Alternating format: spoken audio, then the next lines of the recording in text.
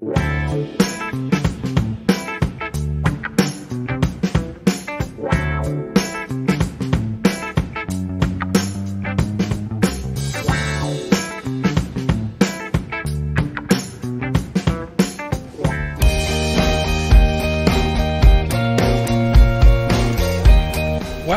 to the fourth branch program. Glad you can make it. I am MD. This program is dedicated exclusively for those with common sense, a spirit of patriotism, and a determination for a more perfect union. Stay tuned as we begin the discussion of a very important, interesting, and enlightening topic. Hope to hear from you soon. Happy listening.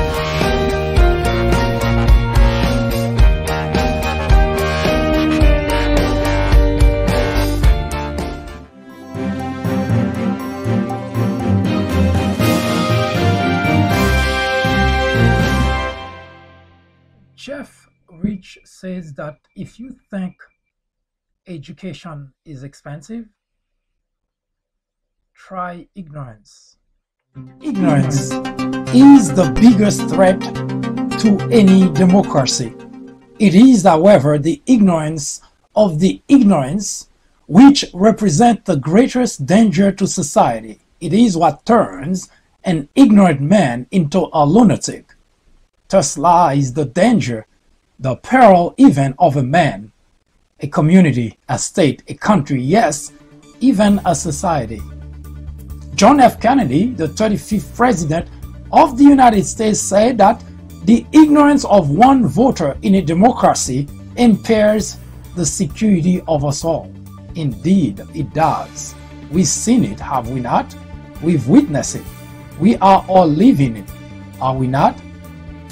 All men are born ignorant. Many have chosen to stay and live in ignorance. Only a few recognize ignorance is indeed the root and stem of all evil and choose to be ignorant no more. Hello everyone, I am MD and this is the fourth branch program. First, a warning. This program is not suitable for all audiences. I repeat, the content of this program is not for everyone. To find out if it's suitable to you, answer the following two questions. Question 1. Would you entrust your teenage daughter to a non-rapist? Question 2. Would you have a non-pedophile cared for your toddler? Once again, question 1. Would you entrust your teenage daughter to a non-rapist? Question 2. Would you have a non-pedophile cared for your toddler?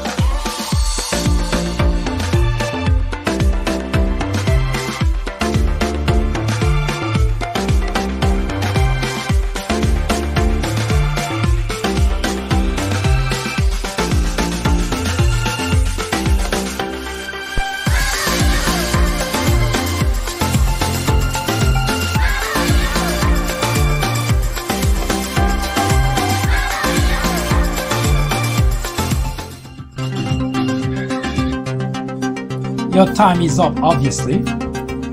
If you had difficulty answering either question, this program is not for you. If you answer yes to either or to both questions, this program is definitely not for you. But if both of your answers are absolutely not, this program is catered exclusively to you. You should stick around. It is enlightening, educational, and informative. Join me here on the fourth branch at 10:30 a.m. every Saturday.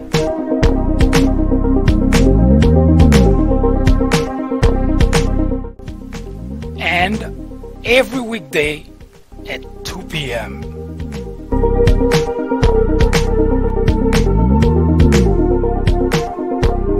This is the fourth branch. Common sense in a world of chaos.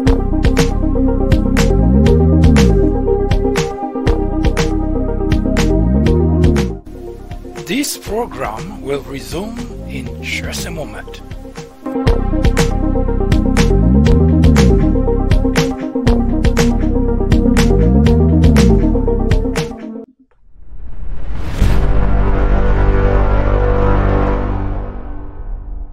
Hello everyone, welcome to the fourth branch program. My name is Mike Duchesne, MD for short. We have a very interesting program today. This is the consideration of war on blacks and as well as democracy in America. We have been talking all week about those two topics, and as previously mentioned, we will continue to talk about those topics in more specific ways. We have approached this topic this week in more general manner. In other words, we talk about it at length without providing any specific detail. But next week, we will continue the discussion on those two topics, and we will present specific for each one of them. War on blacks suggests casualties. In fact, that's exactly what war means. There are going to be casualties.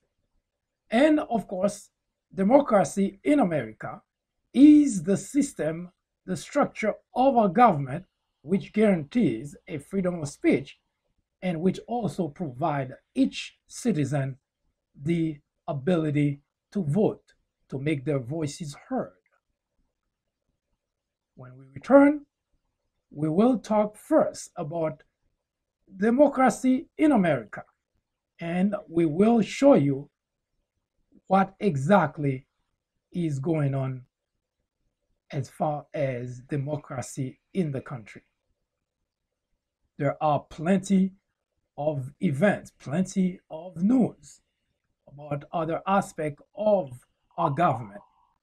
But as previously mentioned here on the fourth branch, our focus is almost exclusively on topics which impact a large sector of the population or the whole population, and of course, topics of legislations. Our ultimate goal is to achieve a more perfect union, and we can only do that by eradicating ignorance, which is the biggest obstacle to achieving that. Stay with me, I'll be right back. I am MD, host of the fourth branch program, inviting you to join me every Saturday at 10:30 a.m. and every weekday at 2 p.m.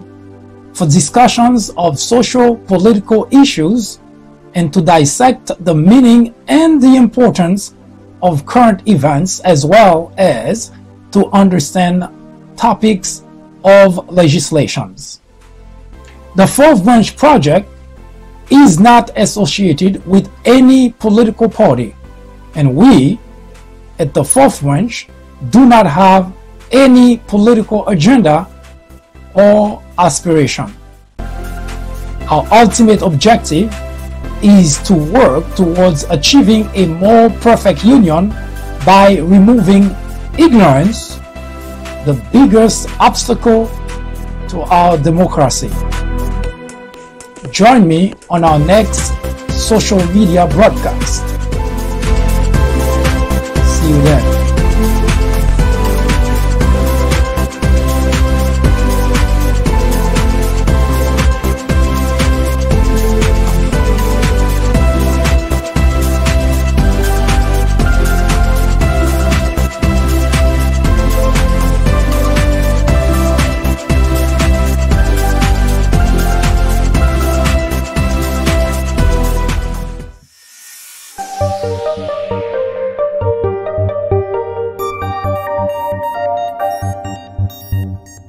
Democracy in any country is only as strong as the legislators, the elected officials, are willing to abide by the rules, by the principles of the system, and as long as the people in that particular country are willing to fight to preserve the system of democracy in that country.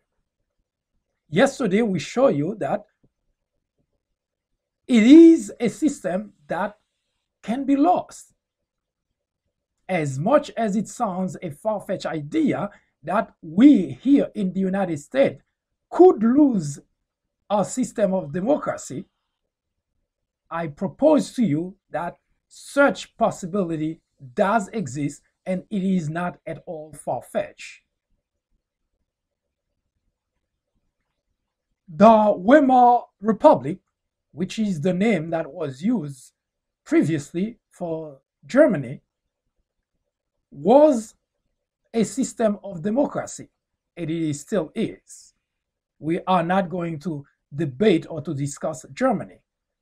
As proposed yesterday, there are at least 10 hours worth of video that are currently available on the People Branch YouTube channel, which debate that particular aspect of Germany in great length. So we are not going to dwell on it, but we want to make certain that it is understood that our system of democracy here in America is in serious jeopardy. And the reason for that is twofold. There are two major factors which guarantee a country that its system of democracy works and is in operation. The number one is, of course, the freedom of speech. And the second is election. You, the citizen of the country, are able to go to the voting booth to elect or to remove a public official. Without those two, one cannot speak about democracy in any country. Now, since the advent of the presidency of Donald Trump, we have had our democracy under attack. Now, we have talked about that as well. We are not here to talk about this particular aspect, but a different aspect of the jeopardy that our democracy is currently being inflicted on. Now, if you were to wake up, the reason it's so far-fetched is because there are, for 2 centuries, a number of issues, topics, problems that the country has experienced. We have never worried about that much until now. Donald Trump presidency has challenged our system of democracy. In fact, since before Donald Trump even became president of the United States, he has lambasted the media. He has accused everyone of lying, of fabrication. Anyone that challenges him, he tried to discredit that individual. And if there is an institution which put a check on him, he tried to discredit that institution as well. Now, our system of democracy only survive because, number one, the freedom of speech has been preserved, strengthened, protected. And number two, our institutions have been protected by various elected officials until Donald Trump. The Republican Party in general single-handedly has contributed a great deal to making that happen. When this country was founded, the framers of the Constitution found it necessary to have a structure, a government with three equal branches. And it is because they had the prescience of a rogue president, an individual who sit in the Oval Office who would be either incapable, incompetent, who would be even a traitor, an agent of a foreign government. The framers of the Constitution could foresee all that, except they could not foresee that there would be a whole political party who would relinquish their legislative duty to rein in on the executive branch. Thus, the big problem we have here in the United States and our system of democracy has been in jeopardy for 2 years now. For 2 years, there has not been not a single Republican legislator in Washington who stood up and say, Mr. President, you are out of line. Instead, they have protected him, they have colluded with him, they have shielded him. In fact, they have even helped him to destroy the very institution which have made America and the envy of the world. But as if that is not good enough, now we know the reason that Republicans in general, single-handedly, exclusively, have been accusing Democrats of voter fraud is because they have been doing fraud with our election. Now, as I mentioned, there are two very important aspects which guarantee our system of democracy. It's freedom of speech and election. Now, even if you remove just one, the system of democracy will suffer serious setback. Under the Trump administration, we have as a nation to cope with both of those problems. Translation, our democracy is under attack and is being eroded. Now, you may not necessarily know, or you may have not paid attention to, but in North Carolina, in particular, there is an example of how much Republicans have been defrauding the constituent, the American electorate.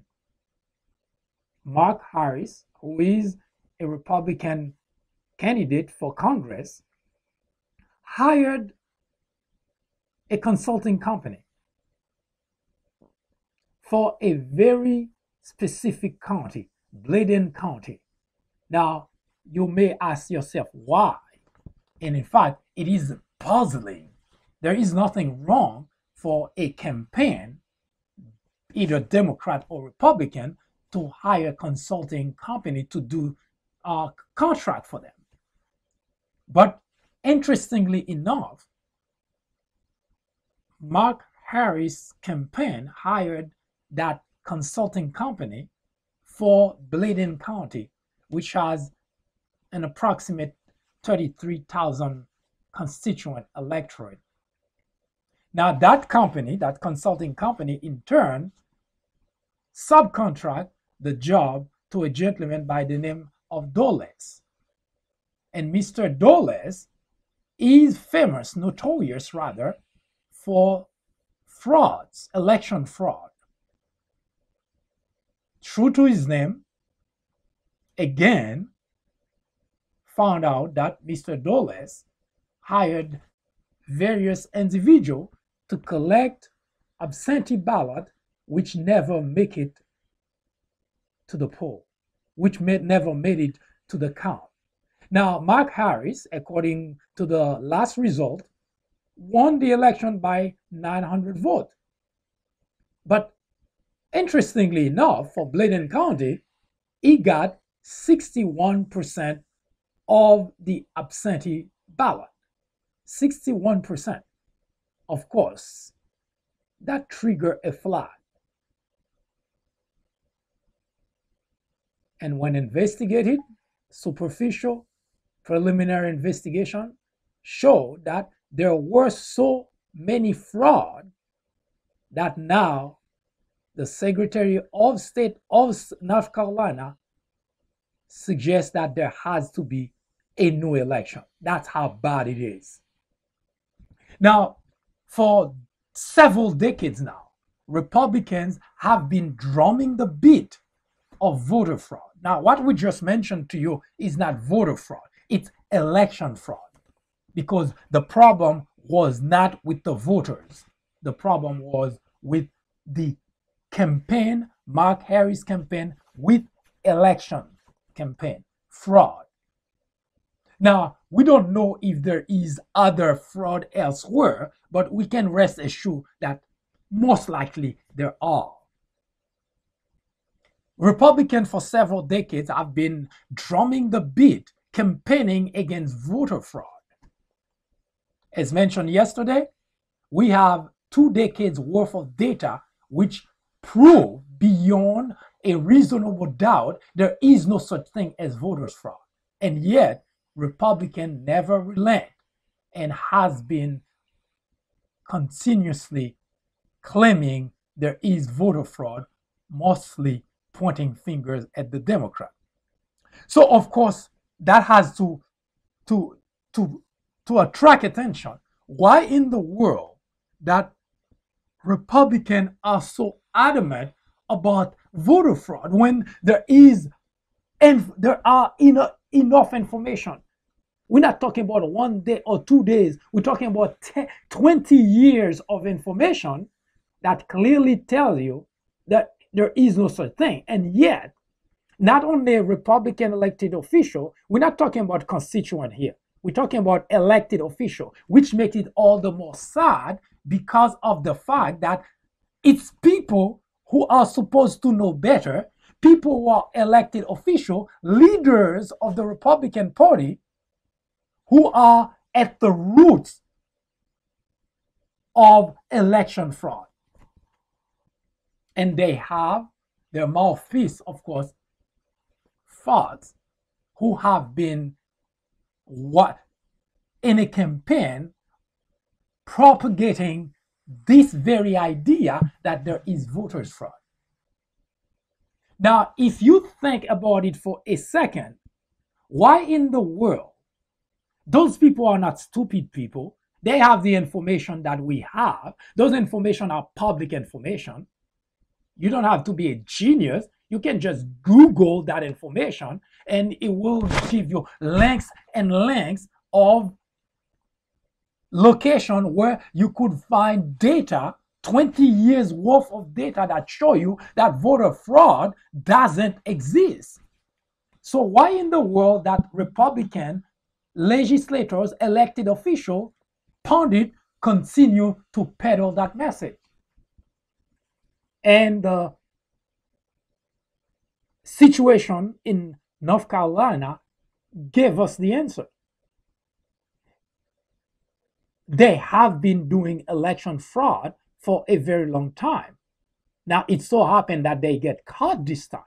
And the reason I say that, not because I know of anything beyond North Carolina, is because if you extrapolate, the reason that any individual would suspect the other side is doing something wrong is because they have been doing it for so long and they never get caught. So they have to assume the other side is also doing the same thing. This is logical. You don't have to be a genius to figure that out. That has been going on for so long, so that's why they never, Republican elected official, never relent in their message that there is voters fraud. Because, hey, think about it for a moment. Why in the world would you continue to accuse someone of something that it's proven beyond a reasonable doubt is not happening? Why would you continue to do so? It's because you have been doing it, not voter fraud, because voter fraud is very difficult. But there has been election fraud, and it lies exclusively on the side of the Republican Party. They has been doing it for so long, getting away with it for so long, and they said, well, we're doing it. Nobody ever suspected. So maybe that's the same thing that's happening on the other side. So that's why they always been at it and saying that there is voters fraud. Now we know why. Now, knowing the why is only half the story because of the fact that it is sad that it's not voters that are doing those things. It's worse than that. It's people who should know better, the elected officials, the governors, the mayors, the senators, the congressmen. Those are the people who are supposed to know better. That's number one. Those are people who took an oath of office to uphold the Constitution of the United States. Those are the very people that are doing those things. It is sad because what they say is the hell with the Constitution, the hell with a system of democracy. As long as it benefits us, we can stay in power, we can get elected. We could not care less about election. We could not care less about democracy because, hey, we're in control. And that should scare every single American citizen in the country. Because the only thing that makes democracy work is when everyone abide by the rule and by the principle of democracy. And Republicans have proven again and again and again they don't want to abide by any rule at all. Now, for those who are Republican, if you think it's okay, then you also have a problem. You become part of the problem. And the reason for that is because it's Republican today, and once Democrat gets wind that's been ongoing, they too can get in on the game. And by the time you get to a few generations down the road, then there is no more democracy in America. Remember I mentioned earlier that we can lose that? It doesn't happen overnight. It happens gradually with erosion of the principles, with erosion of the system in place which guarantees that democracy survives as it's being eroded by one side and the other side get in on the game. And within a few generations, there is no more democracy. So if you think it is impossible for the United States of America to lose the system of democracy, think again. because all it takes is to lose the integrity of election and to lose the ability to say, to express yourself. And Donald Trump, since he's been in the Oval Office, has done an excellent job trying to crush freedom of speech. A few weeks ago, you may remember that the White House revoked the press pass from CNN. And Donald Trump has been threatening doing that to other media. Since Donald Trump has been in the Oval Office, he has accused the media of fake news, something that should concern every citizen in the country. And the reason for that is because removing freedom of speech, you remove democracy in any country. That's exactly what Adolf Hitler did in Germany in 1933. Remove freedom of speech, remove freedom of expression, you no longer have democracy in a country. Now, imagine for 1 second that was the case with the situation in North Carolina. If we didn't have a media that could come out and publish that information for us to know, what do you think would happen?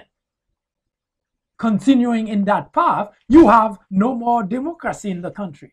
That's why freedom of speech is so important.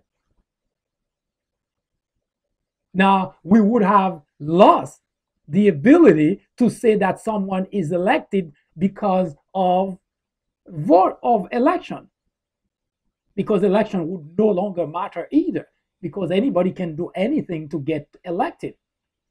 And on top of that, you would have no media to tell you that, well, that was fraud.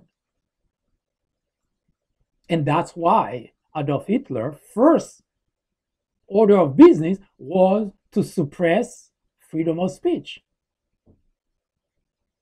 Walter Cronkite, who was a probably the most revered journalist in American journalism, said that journalism is what makes democracy work. And Donald Trump has tried his best to destroy that. And that's what dictators do. That's what authoritarians do. The first thing that they do is get rid of freedom of speech, destroy the media. In fact, Donald Trump has done such a great job doing that, that he has 40% of the people who support him to say that they would accept for Donald Trump to control the media. This is chilling news for any system of democracy. To have people who are ignorant enough to the point of saying it would be okay for the leader to have control over freedom of speech. This is beyond support. This is beyond fanaticism. This is ignorance at the highest level. And that is bad for the United States of America. And now we're finding out that it's not just Donald Trump that's trying to destroy democracy in America. It's the whole Republican Party.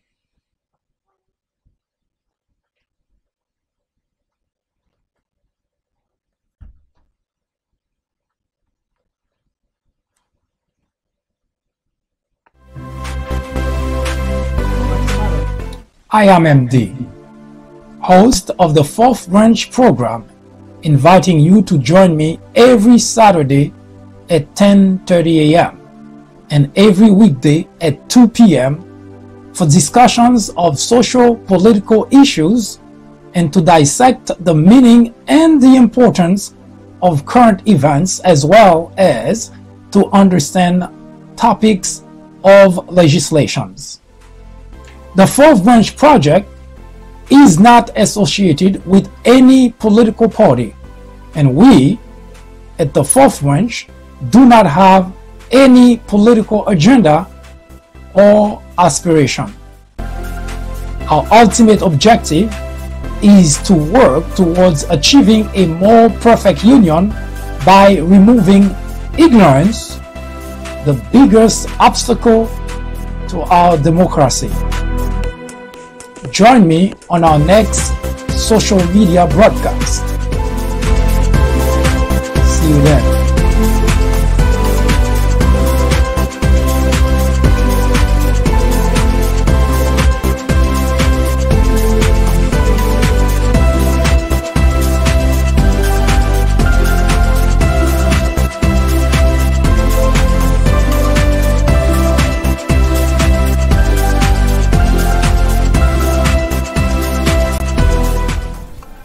In 1996, a small network by the name of Fox News was launched with just 17 million viewers.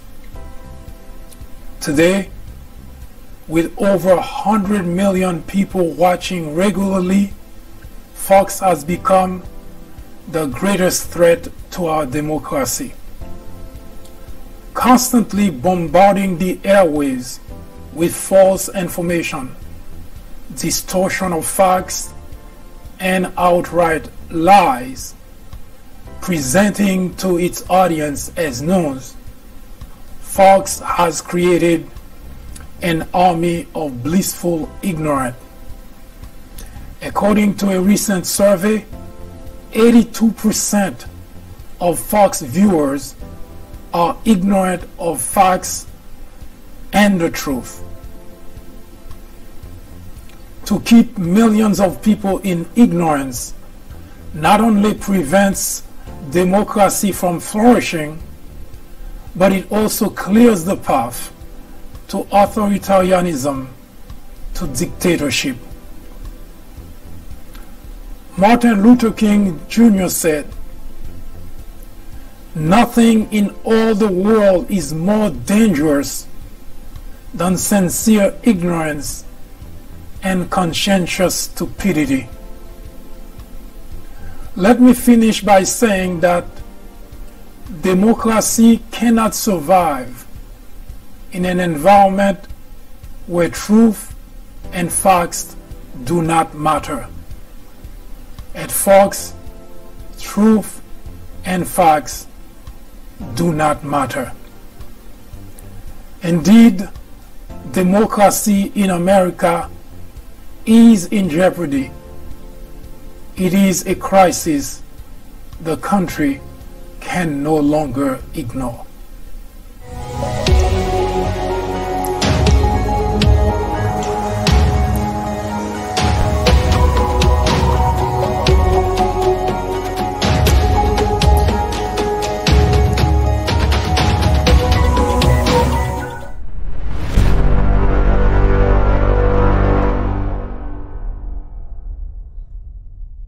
Race relations are very complex. Nothing is in black and white. Nothing is black and white, rather. It is no surprise that conversation about race in general are very difficult. Now, the problem of race relation is universal. But here in the United States, both blacks and whites try as the utmost best to avoid the discussion of race relation. And for good reason. It is a very sensitive issue. Blacks think, well, they have been victimized, and white think blacks exaggerate. So blacks are very emotional about it, overwhelmingly emotional, for good reasons. They live through racism, discrimination, prejudice every day, everywhere, in every aspect. They experience it regularly. They witness it frequently, and they even become victim of it every so often. Whites, on the other hand, are much less concerned, for good reason as well. The predicament doesn't impact them directly, although that's beginning to change. So they ignore the whole notion of racism, discrimination altogether. They shrug it off repeatedly. They condone it subconsciously. They nurture it selfishly, and they even normalize it naturally. So the divide between blacks and white are getting larger and larger every day.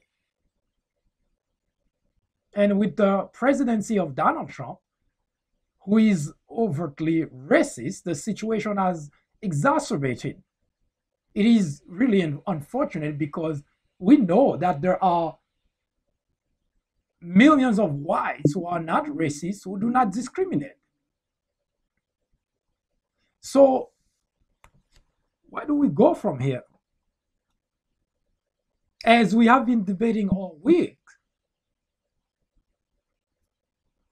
the country is starkly divided between, especially when it comes to race relations, there are two very large groups of individuals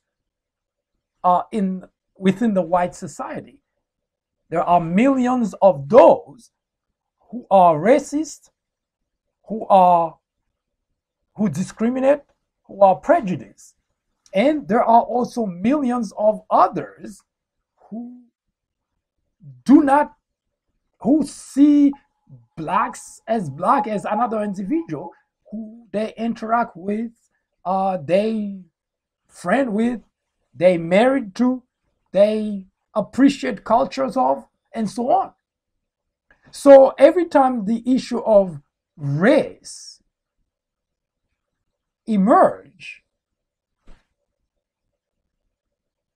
it becomes almost impossible to get to a point where we can say, here is the path forward.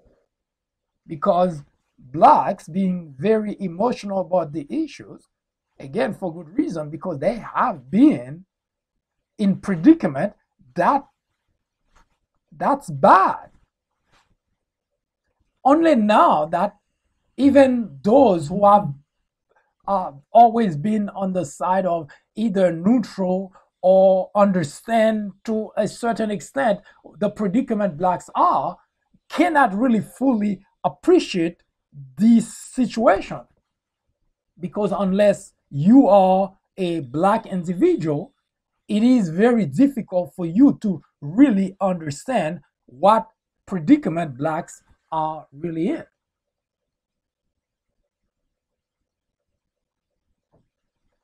Now, there are individuals who make it easy to have this conversation. And those are the white nationalists, the KKK, because they do not hide their sentiment, their ideology, their preferences. It's exposed. In fact, they're always looking for the spotlight to spread that message, to say, yeah, look at me, I'm against blacks. Now, as I expressed before, as bad as outrageous as it sounds, for interaction, it is preferable to know that. Because at the very least, you can devise a way to cope with this predicament, to cope with that situation. Because if I know that Joe is a white nationalist, then I would have ways of dealing with Joe, either by avoiding Joe, or even if I have to have interaction with Joe, I would keep those interactions in if it is professional interaction, I would keep this interaction as short as possible and go about my business. But unfortunately, it is not black and white. I can give you example of people that I do believe are racist, but if you talk to any of those individuals, they would say, no, we're not racist. The other day I mentioned that I would bet that Mitch McConnell is racist. Now, Mitch McConnell would dance up and down, would argue, would probably find it insulting to say that. Now, I also did go as far as saying that most Republican legislators are racist. Now, this is a blanket statement that, of course, I can already hear the screaming about how could someone accuse everybody within a particular group of being racist. And notice I said members of the of elected officials, those people at the top that are making the decision. And I said that not for the sake of saying that, not for the sake of hearing myself saying that, but because I will give you a number of proof. As I mentioned before, we are currently discussing this topic generally. So which means I make a statement, you can discard it, you can say, oh, that guy doesn't know what he's talking about. It's gibberish. I get that, but we will move starting next week from general to specific. In other words, when we say something like that, something as blatant as saying, using an individual name and say Mitch McConnell is racist, then we will show you. In fact, we're going to show you now why we say that, because anybody can say they're not. As proposed before, one of the interesting thing about speech is anybody can say anything. Just like I'm saying now, you can discard it as being gibberish, as something that has no substance. And that's the beauty of speech. Anybody can say anything. The Bible says that words without action are useless. So, in order not to fall into the same category of simply saying someone is without giving you proof, let me show you something that it just, because it's so flagrant, it's so blatant, then I ought at least to give you a preview of the type of example that we will be providing as we moving, discussing this very sensitive topic, because just making a statement is outrageous, right? We all would agree to that, because if you just say so-and-so is a thief, it is a statement, it's outrageous, it's an accusation. But if you can prove that so-and-so is a thief, now it's still bad to hear that, but it is no longer an accusation. You would agree that's the case, right? Okay. Now, this gentleman that you're currently looking at in front of you, his name is Thomas Paul. Well, the name is right there. You wouldn't miss it. Now, Mitch McConnell and all the Republican legislators, senators in Washington voted to have this guy on as a judge, a federal judge on the bench. Nothing wrong with that, right? Because it's politics. You want a Republican to be on the bench. So that's a game that's been played in Washington. There is nothing racist about that, right? Except for one problem. That guy has a record in North Carolina. He is a racist. He has done everything in his power to suppress a black vote. Not in secret, not in secrecy, openly.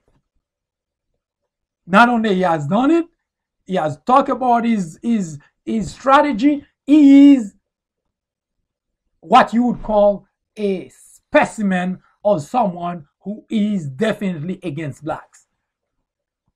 He doesn't want black to go anywhere. Now, you can tell me you're not racist, but Mitch McConnell is the Senate leader. He is the Senate majority leader, which means the minute that this name was provided to him by the Trump administration, he has the information about that guy. I so happen to get the information not by having his record, but by simply see what he's done in the past. A simple Google search would provide you those information. So Mitch McConnell didn't have to Google Thomas Farr. He is an open book. He is currently serving in North Carolina. Now, you can tell me that you're not racist, but when you have all the members of a party vote to have this guy, Thomas Farr, as a federal judge who is just a heartbeat away from becoming a justice, now you can dance all you want up and down and say you're not racist, but how could you? When I say that it's not easy for you to look at someone on the street and know that this person is racist, but by their action you can tell. There is no argument in action. That's why the Bible says that words without action are useless. Because if I tell you that you are racist and I cannot prove it, it's just my word. But if I can show to you what you've been doing is pure racism, that's discrimination, then there is no longer an argument on that. Now, there are plenty of legislation that are passed by Republicans single-handedly, exclusively, that prove that they have really racist inclination. Now, why is that important? We are talking about a war on blacks. And as long as we have been following Republican legislators, elected officials, everything that they incline to do, they do. Legislation that they have passed are detrimental to blacks. Now, you can tell me that you're not racist, but is it just coincidence that every time you decide to pass a piece of legislation, it is to the detriment of blacks?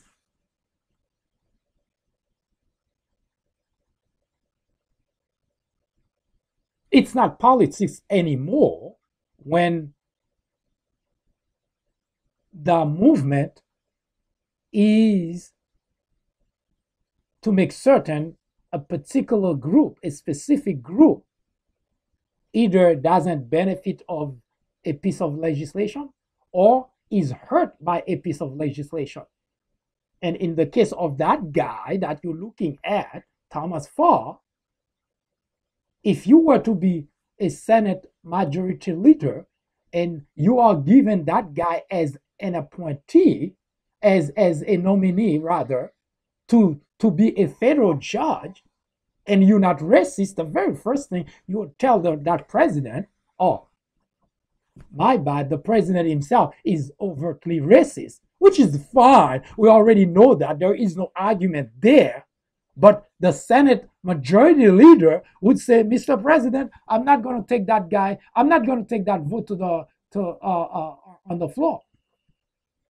Because if you're not racist, that's the very first thing that would come to your mind. No, it's not going on the floor because that guy is overtly racist. Now, there is nothing that Mitch McConnell can do about the president. He didn't elect the president. But it can prevent this trend of doing things that are detrimental to black from continuing. But instead, he's helping it. Now, the only reason that guy does not sit as a federal judge is to no fault of the Republican legislators, because all of them except two voted for that guy. And one of those two, I don't know if he weren't going to vote for him. It's because of a different circumstance. It's Jeff Flake. Jeff Flake didn't vote, not because he didn't want to vote for Thomas Farr, but because he already drew a line in the sand until Mitch McConnell passes a bill that protects Robert Mueller. He's going to vote against every single nominee that's presented to the Senate. So Jeff Flake has a blanket no vote for any nominee until a bill is passed to protect Robert Mueller. So we don't know if Jeff Flake would have voted for that guy. So we have no way of knowing that. So if we can go along with all the others, because all the others voted for that guy, so we would say that, well, Jeff Flake would have most likely voted for him too. So the only individual who is a holdout for good reason is that black senator from South Carolina, for good reason, because he is black and he knows, just like all the other senators, Republican senators, that that guy is a racist. He has practiced racism overtly, openly, and he has proven that he doesn't like blacks. So the black senator would not have voted for him. But that would not be an issue for Mitch McConnell, because the vice president would have really broken the tie. So we can say in all certainty, there would have been just one individual in the Senate who would have not voted for that guy, is the black senator from South Carolina. But all Republicans would have voted for Thomas Farr, who is overtly racist, openly racist, done things in North Carolina that's detrimental to black, and has actually helped suppressing a black vote in North Carolina. So for you to tell me Mitch McConnell and all the Republican legislators who voted for that guy are not racist, explain that to me. How would you defend that? So it's not just for the sake of saying that I said that Republican legislators are openly racist. So at least we have a gauge when it comes to this conversation in the country. So when we're talking about there are millions of individuals, white individuals who are racist, who discriminate, you can put the Republican legislators in that group because they prove that they belong in that group. Now, it would have been nice if we could identify all the racists, all those white individuals who discriminate against black. It would have been nice because that would have given at least the blacks an opportunity to know how to interact with the racists and those who discriminate. But unfortunately, it's not that easy because you cannot walk down the street and see a white individual and determine whether that person is racist or not, that person discriminated or not. It's impossible to come to that conclusion. But by their action, you will recognize them. That's what the Bible says. By their fruit, you will recognize it. So you don't have to tell me you're racist or you're not. By your action, I will recognize where you stand, which group you belong to. Now, why is that important?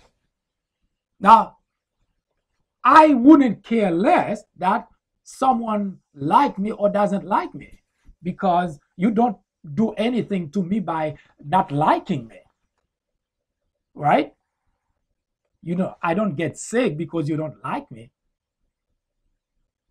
But the reason that it become an important matter in our society is because that has caused a lot of casualties in the black sector.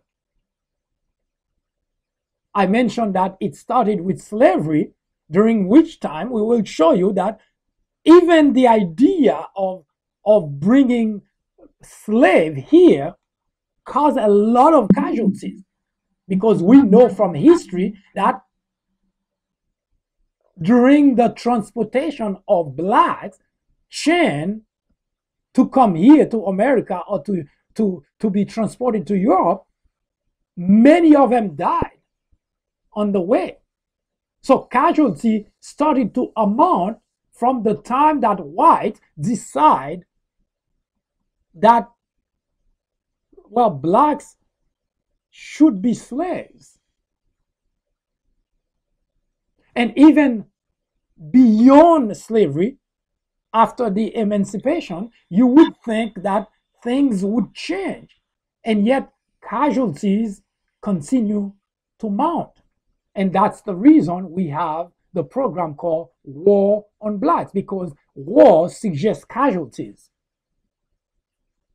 And there are plenty of casualties, not just physical casualties. There are emotional casualties. There are psychological casualties. And blacks have been going through that. Every time a police officer gunned down a black on the street, it is, well, what would you call it? Physical casualties, right? But what we do not see,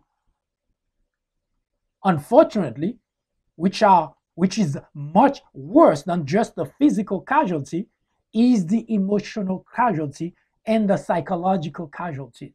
Oh, and there is also the financial casualty, because that individual that the police officer gunned down on the street, married, has kids, leave behind grieving families.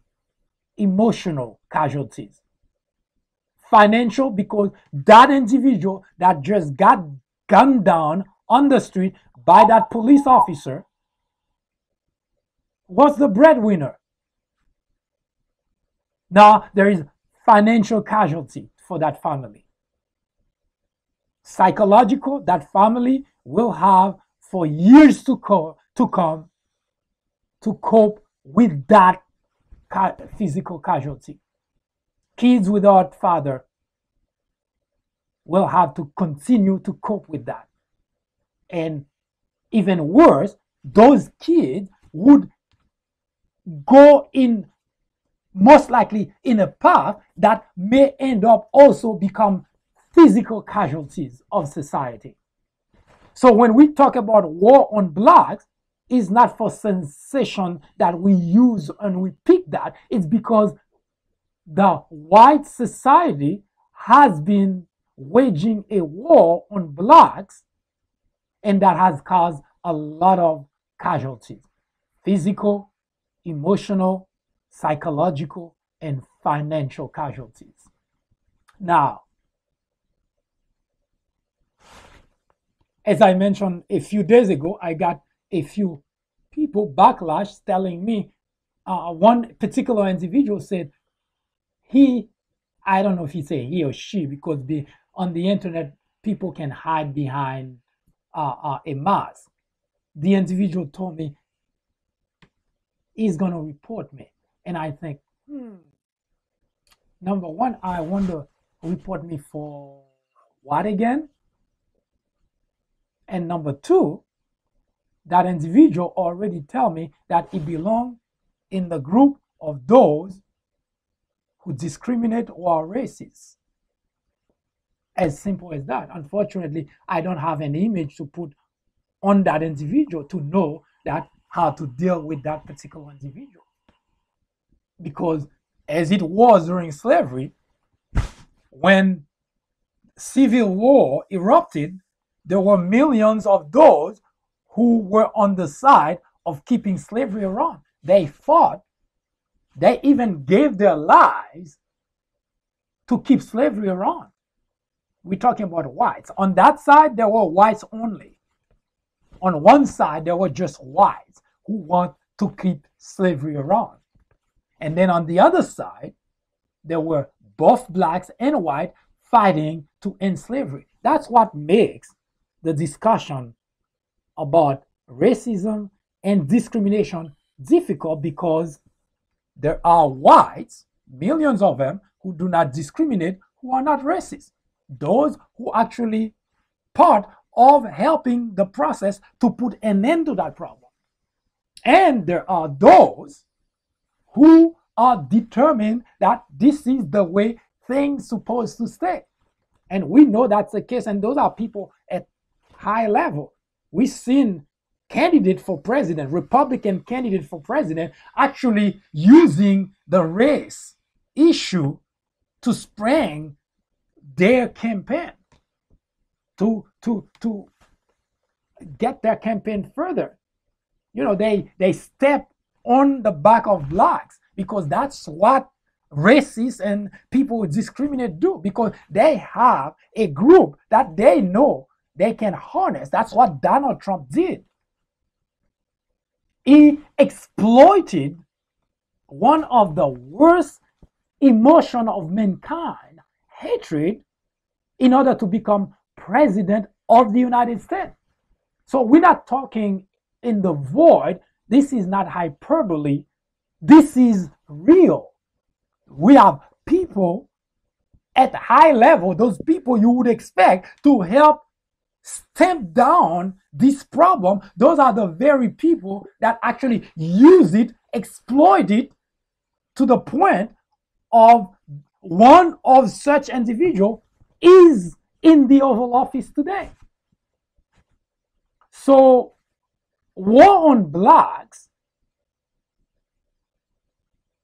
is here to point to that egregious problem that's plagued the United States of America, that people are afraid of talking about.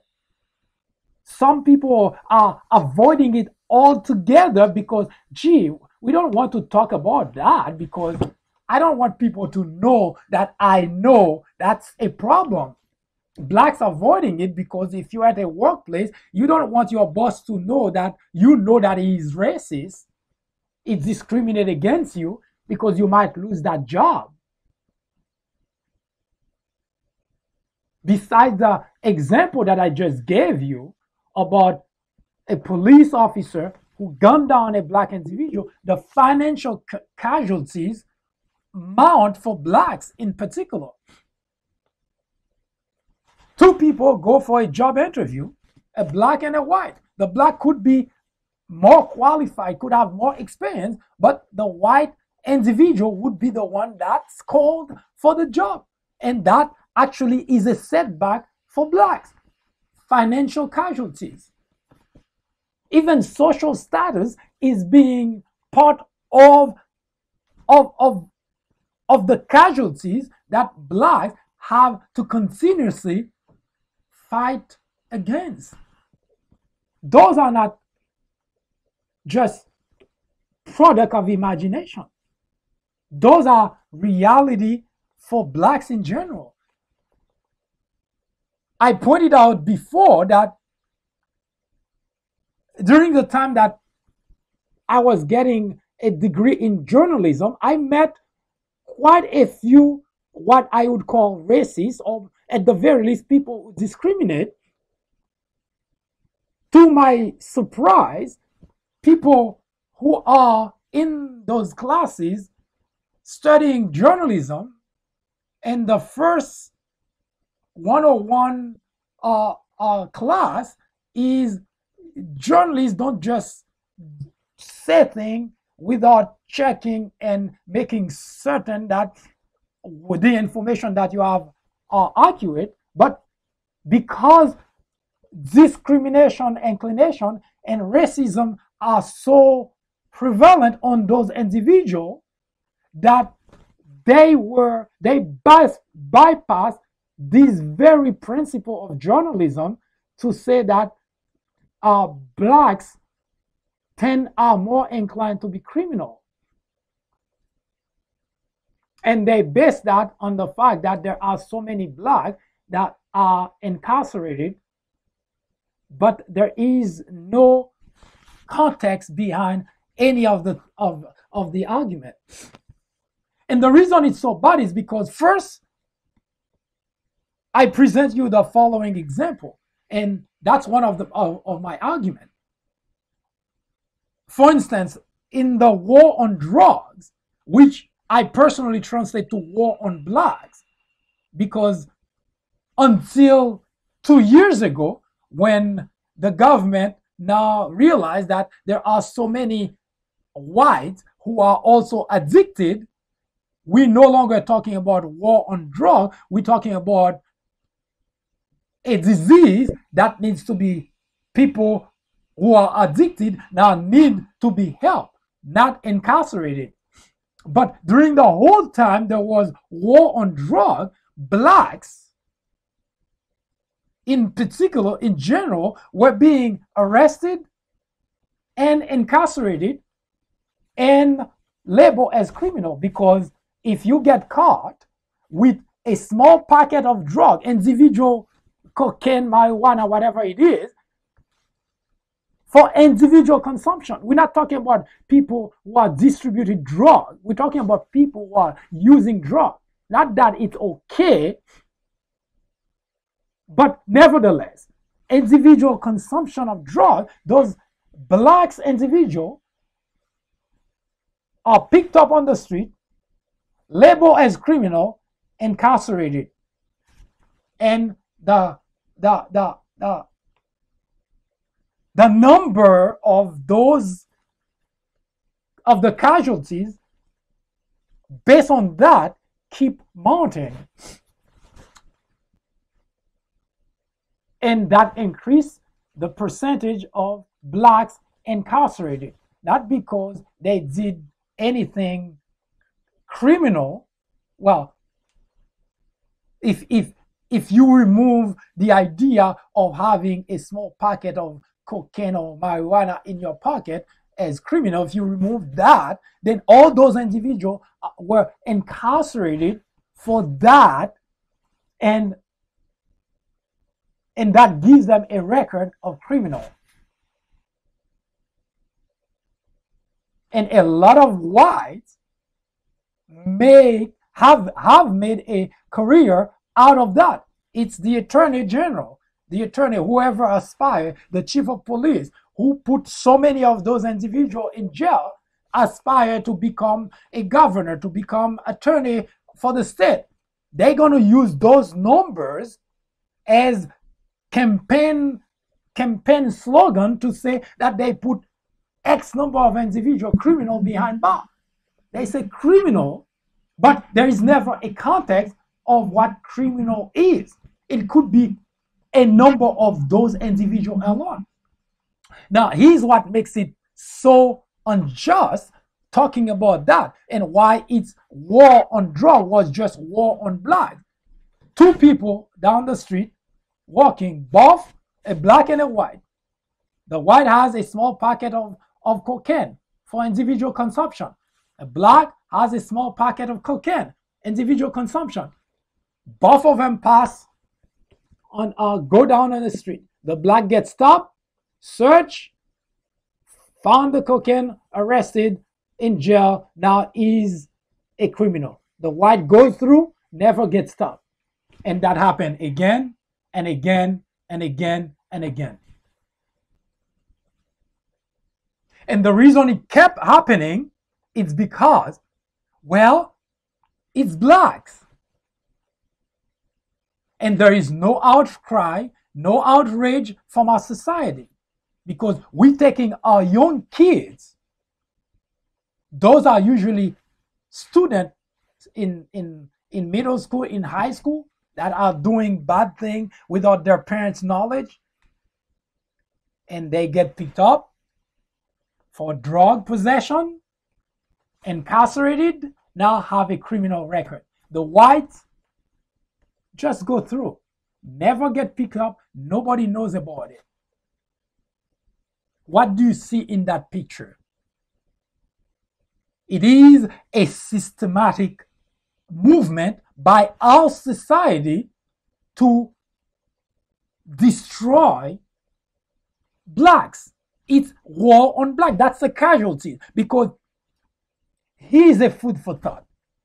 Imagine for 1 second that all the people that were being picked up on the street for that very example that I just gave you, a small packet of cocaine or marijuana, and white were also being picked up at the same rate as black.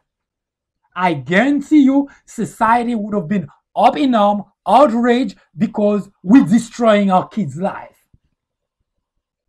It is a guarantee that's what it would have been. But because it was blacks mostly that were being picked up, incarcerated for drug possession, they call it. All of them incarcerated, have a criminal record, life destroyed because they spent a year, 2 years, 5 years in jail, never get a high school diploma. And guess what happened next?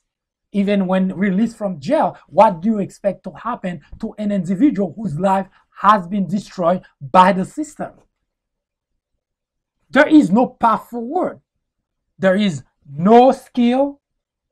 The only thing that individual who was a youngster, 15, 16, 17 years old, incarcerated for individual possession of a small packet of either marijuana or cocaine, now life is destroyed completely.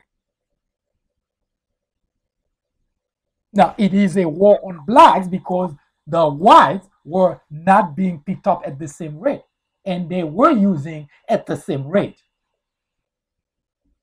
So we do not use war on blacks just for sensation, because we have, as I mentioned, next week we will present you with specifics.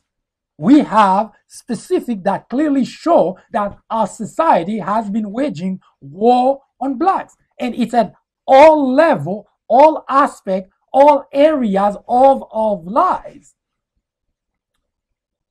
It's the legislators in Washington that are passing legislation that are detrimental to blacks. It's legislators in Washington that are putting on the bench judges that clearly hate blacks. A black shows up in front of a court of a judge, a white shows up for the same exact problem. Harsher punishment for the black, longer time in jail for the black. Yes, it is a war on blacks. You can put whatever spin you want on it, but this is what a war is like. There are a lot of casualties. And it's not physical only. It's at every level, every aspect of our society. We are waging war on blacks. And the reason we don't want to talk about it is because, well, the casualties are mounting.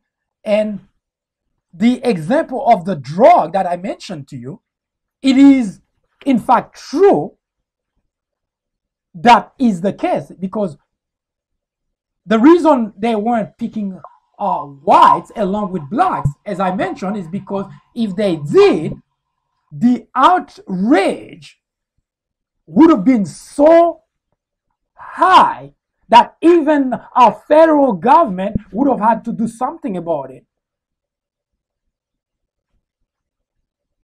But because they were only picking up blacks, and that was by design, by the way. And the reason I say by design is because the law in the book did not say if it were black only. The law in the book at that time for criminal record, if you are in possession of marijuana or cocaine, automatically you are classified as a criminal. But because the whites weren't picked up, then there was no problem. There was no outrage. Now, we know that's the case because today, as it becomes more and more obvious that whites are also addicted, instead of picking them up and incarcerate them and label them as criminal, we have a major overhaul. We are putting billions of dollars behind the effort of rehabilitating them. Because this is a problem. We have a drug problem in the country. But all this time that blacks were being arrested, incarcerated, hey, that was no problem at all. So yes, there has been a war on blacks.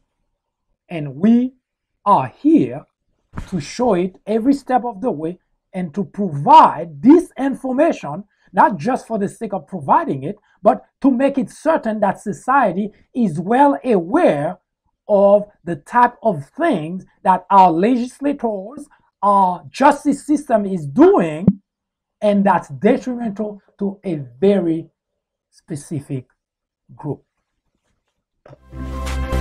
Hi, I am MD, host of the Fourth Branch program. War on Blacks is a new topic added to the Fourth Branch programming in order to discuss the intricacies, the complexities of race relations in America. The goal is threefold. 1. To bring attention to the various forms of prejudice, discriminations, and racism in the country. 2. To expose the undeniable presence of such in every aspect of life and every corner of our society. 3. To extricate us all from the ignorance, the indifference, or the complicity. The ultimate objective is to make the discussions of those issues, racism, prejudice, discrimination, a normal part of our lives. Then, and only then, will we, as a society, be able to eradicate the problem.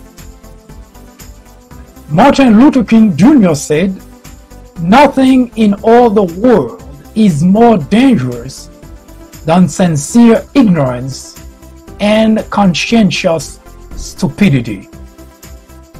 Abraham Joshua Heschel exclaimed, "Racism is man's gravest threat to man, the maximum of hatred for the minimum of reason." Join me in the journey to restore equality. Or would you please get out of the way? Thank you.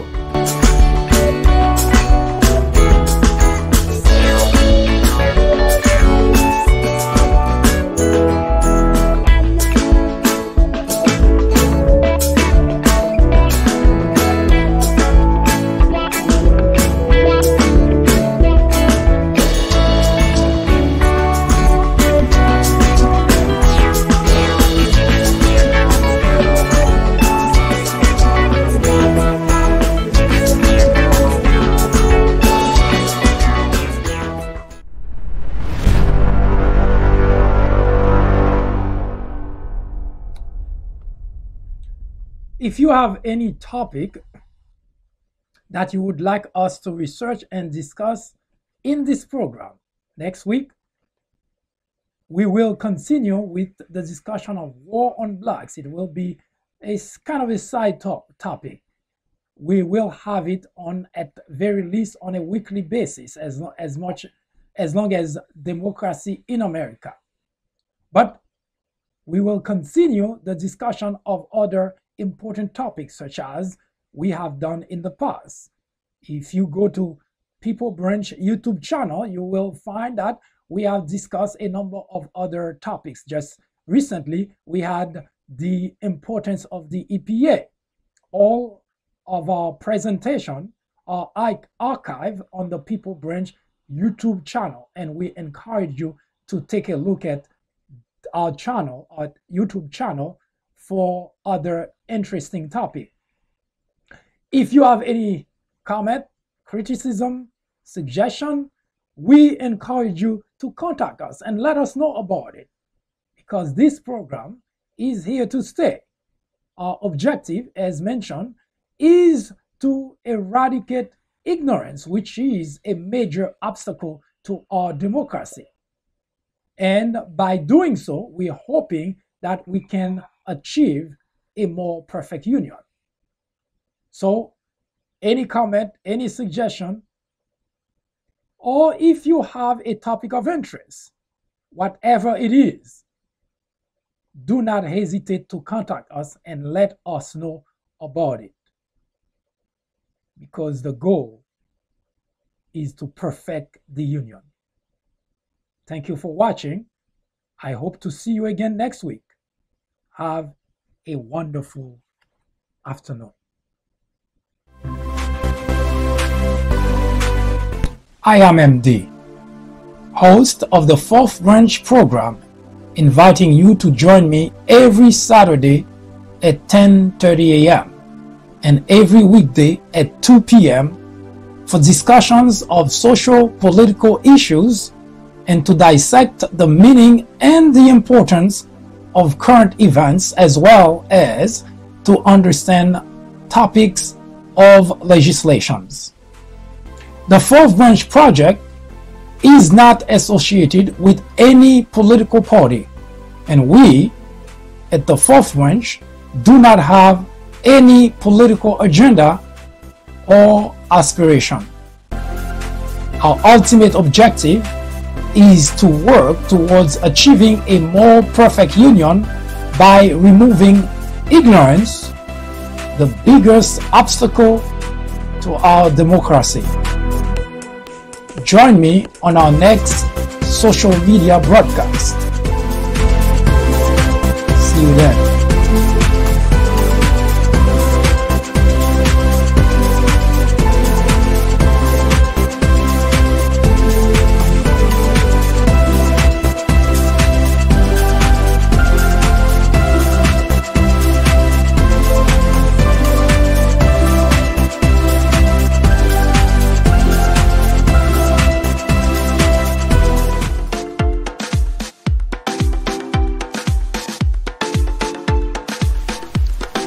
The Fourth Branch podcast is brought to you in collaboration with the People Branch publication, which can be found on the People Branch website, located at peoplebranch.org. That's peoplebranch.org. That's peoplebranch.org website, in which you will find a number of very interesting articles. My name is Mike Duchesne, MD for short. I hope you have a great afternoon or a great evening, whichever it happens to be. Hopefully you can join me again next time for another interesting episode of this podcast. That was the Fourth Branch, live from New York.